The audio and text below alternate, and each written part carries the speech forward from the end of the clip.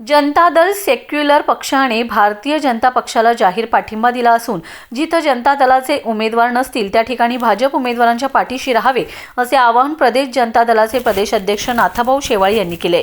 कुपवाड इथं प्रभाग 8 मधील भाजप उमेदवार संजय पाटील यांच्या निवासस्थानी त्यांनी भेट दिली। त्यावेळी बोलताना त्यांनी सांगितले, जनता दल सेक्युलर पक्षाबरोबर राष्ट्रीय पातळीवर युती आहे।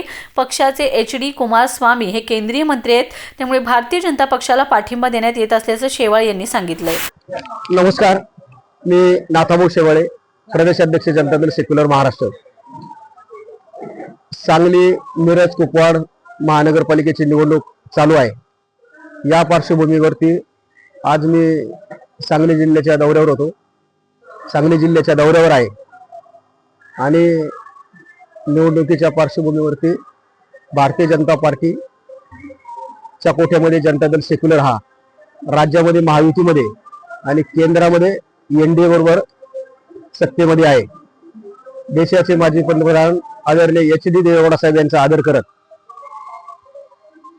आमचे जनता दलाचे ज्येष्ठ नेते कर्नाटकचे माजी मुख्यमंत्री आदरणीय HD कुमारस्वामी साहेब यांना केंद्रामध्ये अवजड खात्याचे आणि स्टील खात्याचे मंत्री म्हणून कार्यरत आहे। याच धर्तीवरती राज्यामध्ये सुद्धा जनता दल सेक्युलर हा महायुतीचा एक घटक पक्ष म्हणून काम करत आहे।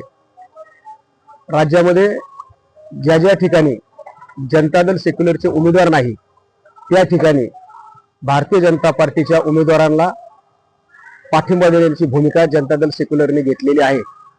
याच धर्तीवरती सांगली, मिरज, कुपवाड महानगरपालिकेमध्ये जनता दल सेक्युलर हा भारतीय जनता पार्टीच्या सर्व उमेदवारांना जाहीर पाठिंबा व्यक्त करत आहे।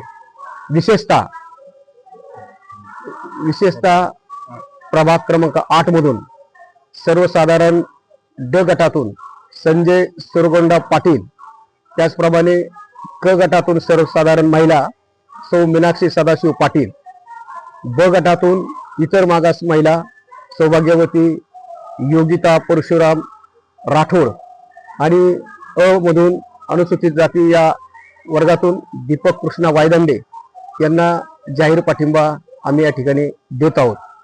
माझी जनता दलाच्या सर्व पदाधिकारी आणि कार्यकर्त्यांना विनंती आहे, आव्हान आहे की त्यांनी या सर्व उमेदवारांना विजयी करण्यासाठी प्रामाणिकपणाने प्रयत्न करावे ही नम्र विनंती। धन्यवाद।